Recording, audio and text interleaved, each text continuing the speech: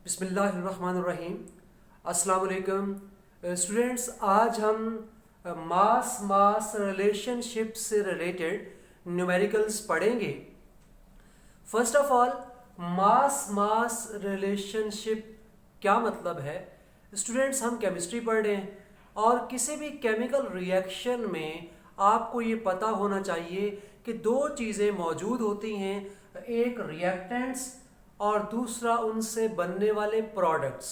ठीक है, अब इन क्वेश्चंस के अंदर, इन न्यूमेरिकल्स के अंदर आपको रिएक्टेंट का मास गिवन होगा और प्रोडक्ट का मास फाइंड करना होगा, या प्रोडक्ट का मास दिया हुआ है, रिएक्टेंट का मास फाइंड करना है। मतलब इससे रिलेटेड क्वेश्चन होंगे, मास गिवन होगा और मास ही फाइंड आउट करना होगा।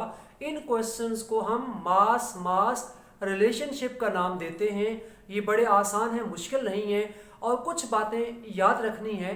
इन क्वेश्चंस को सॉल्व करते हुए हमेशा मास हम जो यूज़ करेंगे वो ग्राम में होगा, किलोग्राम में नहीं होगा, कोई और यूनिट नहीं होगा, हम ग्राम में यूज़ करते हैं। एक बात। दूसरी बात, हम जो भी इक्वेशन यूज़ करेंगे इस रिलेशनशिप के दौरान, वो equation, chemical equation should be balanced होनी चाहिए। ठीक है, ये दो बातें आपने याद रखनी है। अब हम देखते हैं कि हमारे पास क्या क्वेश्चन है और उसका फिर क्या सलूशन है। क्वेश्चन ये है कि कैल्शियम कार्बोनेट हमें दिया हुआ है।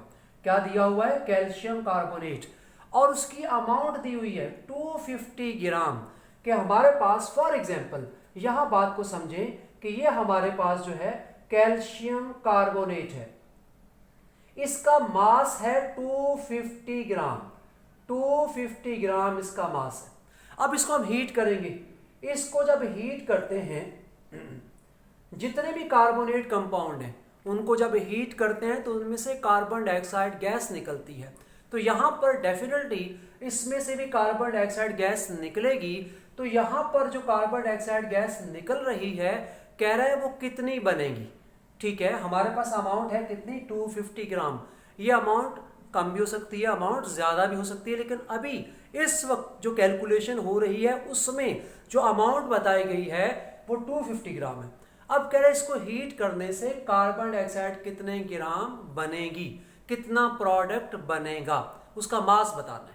ठीक है, अब हम इसको क्वेश्चन को सॉल्व करना है तो उसका कोई तरीक़ाकार होगा, कोई वे होगा, कोई मेथड होगा, कोई फार्मूला होगा। अब आपने समझना है, इस क्वेश्चन का जब आगाज करते हैं, फर्स्ट ऑफ ऑल आपने क्या करना होता है कि बैलेंस्ड केमिकल इक्वेशन लिखनी है। वो इक्वेशन आपने यहाँ पर लिख दी। इक्वेशन लिखने के बाद फिर आप इसके सोल्यूशन का आगाज करते हैं। ठीक है, जब यहाँ लिख देते हैं, यहीं पर हम लिख देते हैं सोल्यूशन। ये हमने लिख दिया जी, ये हम सोल्यूशन कर रहे हैं। ठीक है, उसके बाद जब सोल्यूशन का आगाज करते हैं तो पहले बैलेंस्ड केमिकल इक्वेशन लिखी जाती है। उस इक्वेशन के बाद फिर हम देखते हैं कि हमें किसका मास गिवन है और किसका मास फाइंड आउट करना है। अब जरा देखें, यहां पर कैल्शियम कार्बोनेट का मास गिवन है और कार्बन डाइऑक्साइड का मास हमने फाइंड आउट करना है। तो इस रिएक्टेंट की और इस प्रोडक्ट की बात की जा रही है, और जिनके बारे में सवाल पूछा जाता है हमने उन्हीं के बारे में जवाब देना है। उसके अलावा यहाँ कैल्शियम ऑक्साइड भी बन रहा है, क्योंकि इसके बारे में हमसे सवाल नहीं पूछा गया, इसी वजह से हमने इसके बारे में नहीं बताना कि ये कितना बनेगा। ठीक है, ये बातें जहन में रखनी है। अक्सर स्टूडेंट ये पूछते हैं कि इसका क्या होगा। ठीक है, वो बन रहा है लेकिन हम उसकी कैलकुलेशन नहीं करने जा रहे, बनेगा वो भी, हम उसकी भी अमाउंट फाइंड आउट कर सकते हैं, उसकी अमाउंट भी फाइंड आउट की जा सकती है, लेकिन हमसे जो पूछा जा रहा है हमने वो जवाब देना है। ठीक है, अगर ये 250 ग्राम है तो ये कितने ग्राम बनेगा। इसका मतलब हमने सिर्फ इन दोनों के ऊपर जो है काम करना है। अब आगाज कैसे करेंगे? सबसे पहले हम क्या करते हैं, इनके मोलर मास कैलकुलेट कर लेते हैं। ठीक है, तो मोलर मास कैल्शियम कार्बोनेट का क्या होता है? कैल्शियम का मास 100 है, कार्बन का मास 12 है, ऑक्सीजन 16, 3 द 48 है। उसके बाद सबको ऐड कर दें, सॉरी ये कैल्शियम का मास 40, कैल्शियम का मास 40, कार्बन का मास 12, ऑक्सीजन 16, 3 द 48। ठीक है, तो ये मास कितना आ गया जी? 100 ग्राम। इसी तरह से यहाँ कार्बन का मास 12 ऑक्सीजन 16 टू द 32, तो ये आ गया 44 ग्राम। ठीक है जी, ये हमने मास कैलकुलेट कर लिया कैल्शियम कार्बोनेट का और कार्बन डाइऑक्साइड का। ठीक है, ये यकीनन आप पहले सीख चुके हैं, तो ये कोई आपके लिए मुश्किल बात नहीं है। मास कैलकुलेट करने के बाद अब इनका किस तरह रिलेशन डेवलप करना है, हम यहाँ देखेंगे। कैल्शियम कार्बोनेट 100 ग्राम है, हम कहते हैं 100 gram of calcium carbonate produces 44 gram of carbon dioxide. ठीक है जी, उसके बाद फिर 1 ग्राम से कितना बनेगा, 44 डिवाइडेड बाय 100। ठीक है, इस बात को याद रखना, इस पॉइंट को। अक्सर स्टूडेंट मिस्टेक क्या करते हैं कि इस 100 को ऊपर लिख देंगे, 44 को यहाँ डिनोमिनेटर में लिख देंगे और फिर कहेंगे जी हमें हमारा आंसर गलत क्यों आ रहा है। तो ये बात याद रखना, ये 44 यहाँ आएगा और ये 100 यहाँ आएगा। ठीक है, इस पॉइंट को ज़हन में रख लें अच्छी तरह से। अब आगे बढ़ते हैं। अब 250 ग्राम जो उसने कहा हुआ है कि 250 ग्राम से कितना बनेगा, उसने बताया है कि 250 ग्राम से कितना बनेगा, तो 250 आके इधर क्या हो जाएगा, मल्टीप्लाई।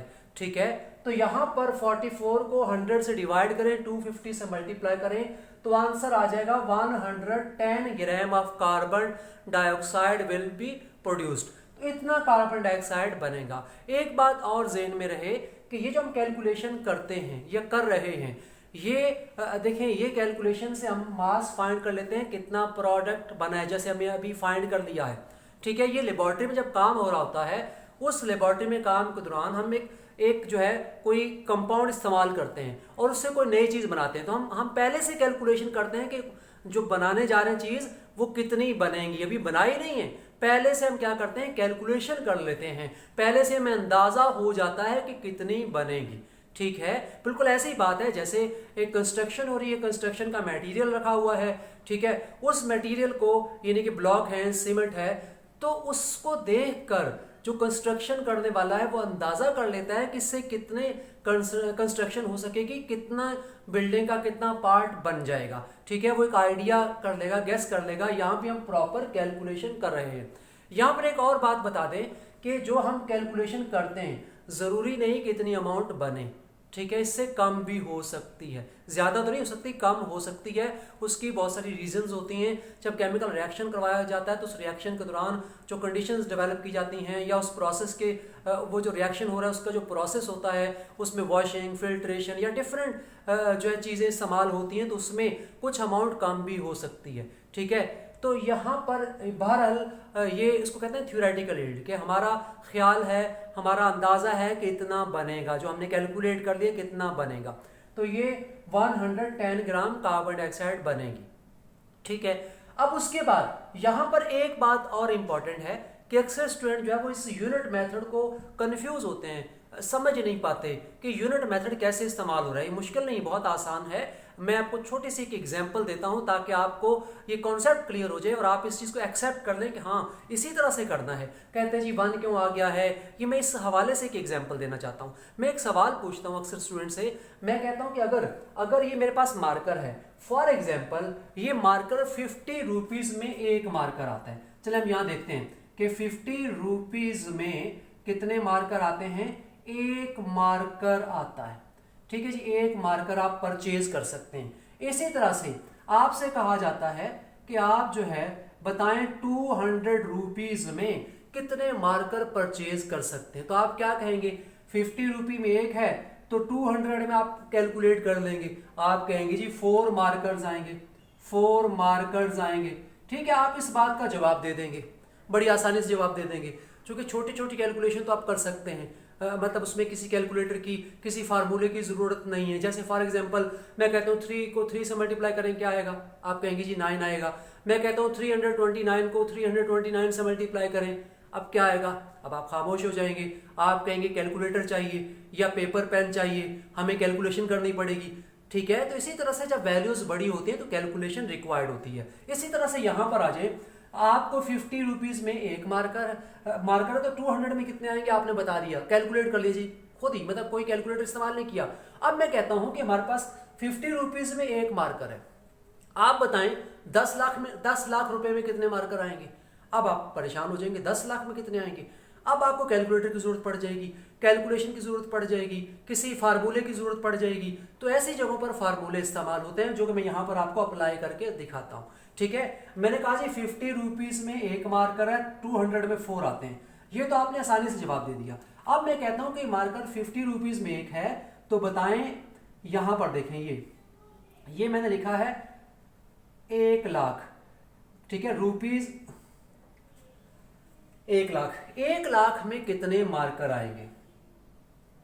ठीक है, इसका जवाब देना है। अब यहां कैलकुलेशन के लिए थोड़ी मुश्किल पेश आएगी, यहां पर हम फार्मूले इस्तेमाल करेंगे। कैसे? जरा हम देखेंगे कि 50 रुपीज़ में RS50 में कितने मार्कर आते हैं जी? 1 मार्कर आता है। ठीक है, कितने मार्कर आते हैं? 1। 50 रुपीज़ में 1 मार्कर आता है, तो 1 रुपए में कितने मार्कर आएंगे?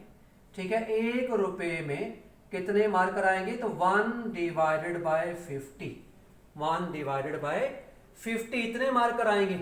और फिर 1 लाख में कितने आएंगे? मतलब यहां पर स्पेस कम है, तो मैं यहां पर बता देता हूं, चले इधर बता देता हूं, यहां बता देता हूं। देखें, इस जगह पर आ जाएं, उसी को हम यहां ले आते हैं कि 1 लाख रुपए में कितने मार्कर आएंगे।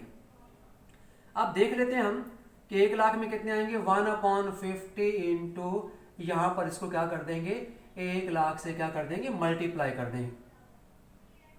ठीक है, जब मल्टीप्लाई कर देंगे तो यहां पर आप ये कैंसिल हो गया, ये 2 आ गया। ठीक है, फिर 1 2 3 ये 0 आ जाएंगे। ठीक है, तो 2000 मार्कर आएंगे। ठीक है, इस तरह हमने फाइंड आउट कर लिया, हमने पता चला लिया। ये तरीकाकार है पता चलाने का। आप लोगों को यकीनन ये बात समझ आई होगी, इसकी हेल्प से आप बात को यकीनन समझ गए होंगे कि मैंने क्या कहा कि 50 रुपीज़ में 1 मार्कर है। ठीक है, तो 1 लाख में कितने आएंगे? तो आपने यूनिट मेथड इस्तेमाल किया कि 50 रुपये में 1 मार्कर आ रहा है, तो 1 रुपए में कितने आएंगे? पर 1 लाख में 2000 कैलकुलेट कर लिया ना, कैलकुलेशन की जरूरत पड़ गई ना, और यहाँ यूनिट मेथड भी इस्तेमाल किया।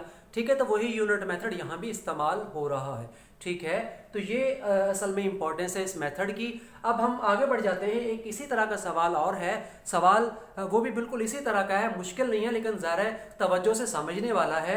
यहाँ क्या सवाल दिया हुआ है? यहाँ पर आपको दिया हुआ है सोडियम हाइड्रोक्साइड और सल्फ्यूरिक एसिड, इनका रिएक्शन करवाया जा रहा है और सोडियम सल्फेट और H2O बन रहा है। ठीक है, इसमें यह कहा गया है कि अगर हमारे पास ये 20 ग्राम है NaOH, तो बताना है ये कितने ग्राम बनेगा सोडियम सल्फेट। वही तरीकाकार है कि पहले आप क्या करेंगे, इनके मासेस कैलकुलेट कर लेंगे।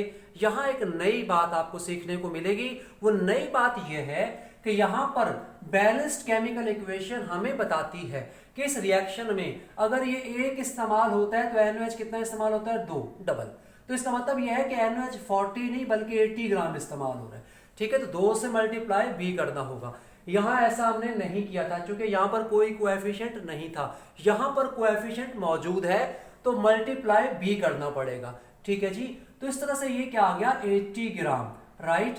उसके बाद यहाँ पर भी आप कैलकुलेट कर लेंगे मास। ठीक है, उसके बाद सिंपल कैलकुलेशन है कि 80 ग्राम से 142 बन रहा है, तो 1 से 142 डिवाइडेड बाई 80, और 20 ग्राम से कितना बनेगा?